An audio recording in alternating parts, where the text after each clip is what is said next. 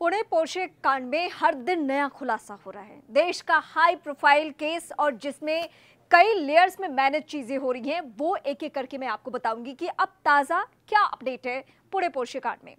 दरअसल हुआ यह है कि जो नाबालिग लड़का जिस पर आरोप ये लग रहा है कि उसने 200 किलोमीटर प्रति घंटे की रफ्तार से गाड़ी चलाई और उसके बाद 2 लोगों की जान चली गई। मल्टीनेशनल कंपनी में काम करने वाले इन 2 लोगों की जान गई, ये खबर सुर्खियों में नहीं आई। खबर क्या चर्चा में आई? चर्चा में ये आई खबर कि जज ने निबंध लिखाकर नाबालिग को राहत दे दी है, उसे छूट दे दी है, उसे जमानत पर रिहा कर दिया है।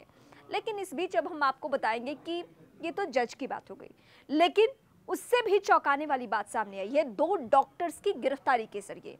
ये 2 डॉक्टर्स कौन हैं? इन पे क्या आरोप है?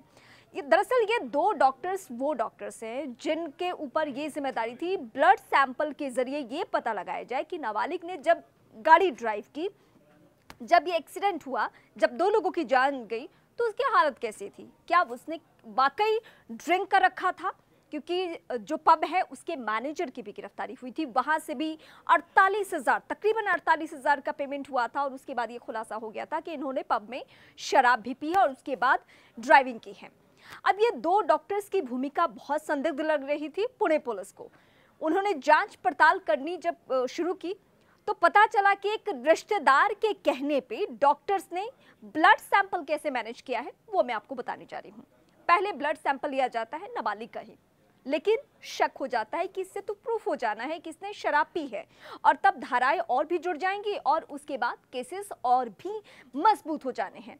अब इसको मैनेज करने के लिए क्या किया गया? इसको मैनेज करने के लिए ब्लड सैंपल किसी और व्यक्ति का लिया गया और फॉरेंसिक लैब में भेजा गया, जिससे कि शराब की पुष्टि ना हो और ये केस कमजोर होता जाए। एक तो नाबालिग होने का फायदा उसे ऐसे ही मिल रहा है और इसी आधार पर क्योंकि वो नाबालिग है तो उसके पिता की गिरफ्तारी हो चुकी है, वो पुलिस कस्टडी में है इस वक्त।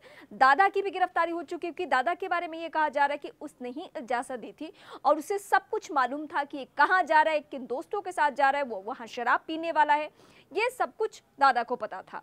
अब ये केस ऐसे मैनेज हुआ, उसके बाद पुणे पुलिस को डाउट हुआ कि जब ये बातें सामने आ चुकी है, पब के जरिए भी मैनेजर गिरफ्तार हो चुके हैं, उनका कहना कि हमने शराब परोसा, तो फिर यहाँ पे ये बातें प्रूफ क्यों नहीं हो रही है? फॉरेंसिक लैब में ब्लड सैंपल जाने के बाद भी वहाँ पे शराब की पुष्टि क्यों नहीं हो रही है?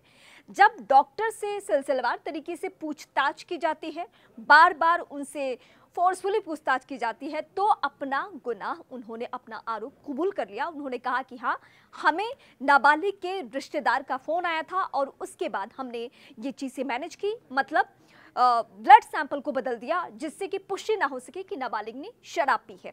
तो अपने रसूख का किस किस जगह पे इस्तेमाल हो रहा है पुणे पोर्शे कांड में, ये आप हर दिन देख रहे हैं, लेकिन अभी भी कुछ लोग ऐसे हैं जिन पर भरोसा है कि वो बेहतर तरीके से अगर काम करे तो जो असल गुनहगार है वो वाकई सलाखों के पीछे होगा, वो खुलेआम नहीं घूमेगा। ये और बात है कि नाबालिग को इस बात का बहुत फायदा पहुंच रहा है कि वो नाबालिग है, वो बालिग नहीं है। इस पर भी सुनवाई चली, लेकिन अभी तक सस्पेंस ही कायम है कि उसको लेकर फैसला क्या आना है।